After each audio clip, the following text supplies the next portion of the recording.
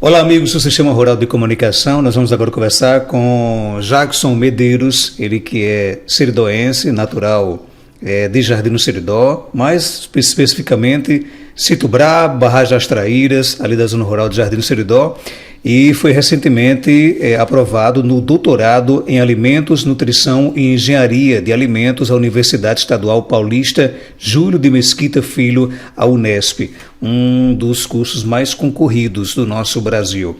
Jackson, seja bem-vindo aqui ao nosso Sistema Rural de Comunicação 95 FM. Como é que você está se sentindo aí ao ser escolhido, né, nesse processo tão disputado que é o doutorado em alimentos da Unesp? Bom dia, Jackson. Bom dia, Marcos. Bom dia a todos. Eu muito feliz. Assim, quando a gente vê a nossa trajetória desde a zona rural e tudo sendo guiado por muita batalha, muito esforço, muitas felicidades quando a gente diz que vai chegar numa universidade tão concorrida. Então, é muito prazeroso. E imaginar que muitos não têm essa oportunidade, que eu acredito que poderia chegar a esses alunos. Você chegou onde queria, onde você imaginava? Vamos voltar um pouco à sua infância lá no Sítio Brabo, na zona rural de Jardim do Seridó. Você é do Brabo, da Barragem das Traíras, ou é a mesma coisa? É a mesma coisa ali, é a região. Algumas pessoas gostam de chamar Barragem das Traíras, mas eu fico ali mais na região do Brabo. Na sua infância, você imaginava chegar onde chegou, por exemplo? Era o que você queria realmente fazer? Marcos, eu sempre fui muito inovador.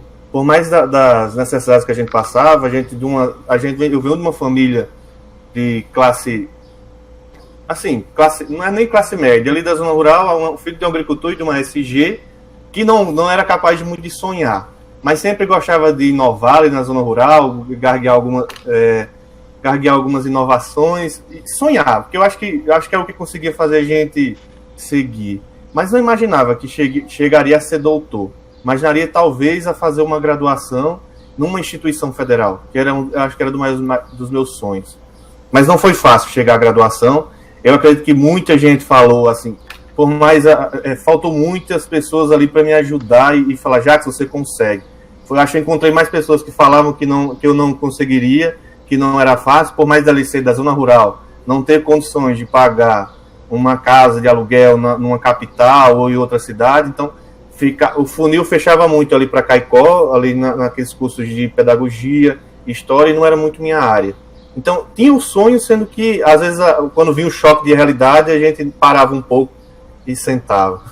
Agora, você acha que pelo simples fato de você ter nascido e sido criado na zona rural, despertava esse tipo de comentários? Você não vai conseguir, tem que ter muito dinheiro para tentar fazer uma faculdade em outro estado. Você acha que era mais ou menos por isso? Isso, Marcos, é muito complicado. Assim, e as pessoas, por mais até quando chegava no cursinho, ou na própria ensino médio, você falava, não... Um curso que eu acho que isso acontece com muitas pessoas da zona rural, também pessoas ali do próprio Jardim Seridó. Muitas pessoas que têm potencial de atingir outros tipos de curso em outras áreas, elas se deixam privar, e eu acho que também depende das situações que acontecem, de utilizar essa oportunidade de fazer um curso em outro estado, porque é caro. Você tem alimentação, você tem uma residência, muitas das vezes a universidade ela não dá esse tipo de assistência. Eu tive a sorte, e eu acredito que eu peguei uma época de governo muito boa, onde eu consegui uma bolsa de estudos para fazer minha pesquisa de laboratório, na minha graduação. Eu tinha residência dentro da universidade e café da manhã, almoço e jantar. Então, muitas pessoas nas Bananeiras, elas conseguiram terminar sua graduação por ter esse tipo de assistência. E muitas universidades, elas não têm esse tipo de assistência, e as pessoas deixam de chegar onde querem. Agora, você inclusive estudou sempre em escola pública, né? Por exemplo, você estudou na escola Miguel Arcanjo Pereira, no Sítio Brabo, na escola municipal Maria de Lourdes, em Jardim do Seridó, no Centro Educacional Felinto Elísio, escola estadual também pública, na própria UFPB, que também é pública, não é isso? Então, qual é a contribuição que cada uma dessas escolas acabou dando na sua trajetória educacional? Foi fenomenal, assim. Eu lembro ali a escola do Brabo já era conhecida por entregar alunos bem preparados. Então a gente chegava no Maria de Lourdes, onde foi que eu estudei, já sabendo tabuada, fazia interpretação de texto. Tanto a professora Admar, falecida professora Admar, que pegou principalmente ali a primeira e segunda série, como a professora Valdenira, que me pegou a terceira e quarta série, sendo que a gente foi muito bem preparado. Então, quando a gente chegou principalmente quando eu cheguei no Maria de Lourdes, eu já tinha essa bagagem de preparação do Fundamental 1 muito boa. E quando eu cheguei no Maria de Lourdes também, no tempo acho que era professor, eu não lembro qual era a Secretaria de Educação, mas tinha muitas, eles faziam muitos concursos de frases, traziam mais essa parte de inovação para os alunos, então eu lembro que até eu ganhei uma frase, o que era educação nesse tempo, então trazia mexia com os alunos para trazer essa inovação para dentro dele. Eu acredito que não é só o estudar, mas também você tem que ter a vontade de batalhar e de crescer. Então, você trazendo para dentro um pouco esse espírito empreendedor para os alunos é muito importante. E no CEF também foi fundamental, também tanto pelos professores a qual eu encontrei, como também a turma que eu tinha. Então, era uma turma bem engajada, turma que era muito amiga, e isso fazia com que alimentasse sonhos.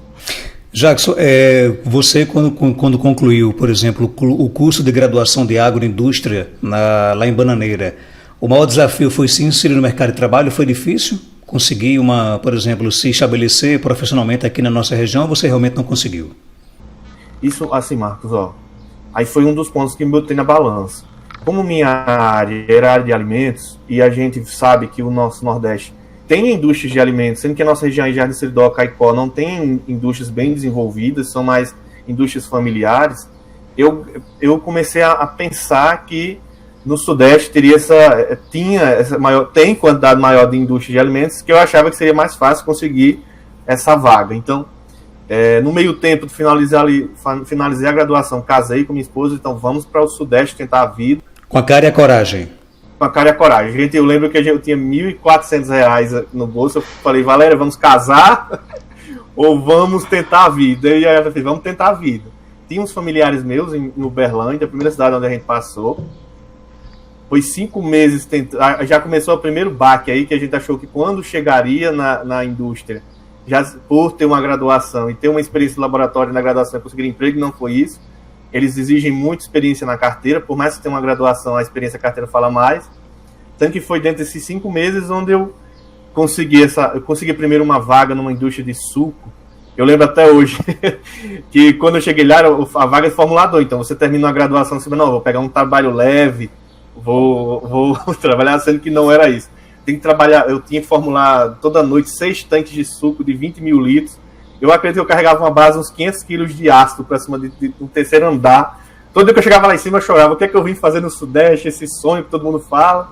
Mas valeu a pena, Marcos. Aí logo eu consegui um emprego num frigorífico menor, aí já fui trabalhar na área de PCP, tinha experiência na carteira, sendo que sempre tive aquele sonho, porque eu tinha me preparado na graduação para o mestrado e doutorado. Mas sendo que por eu querer casar e tentar já atuar na indústria e ganhar o nosso dinheiro, vamos supor, fiquei nessa onda. Então, foi quando eu consegui uma oportunidade de vir para Barretos, consegui uma vaga, e trabalhei ainda durante 1 ano e 8 meses aqui em Barretos, e surgiu uma oportunidade de concorrer ao mestrado com bolsa. Porque foi logo num tempo assim que estava sem bolsa, mas conseguiu aparecer uma bolsa e eu concorri.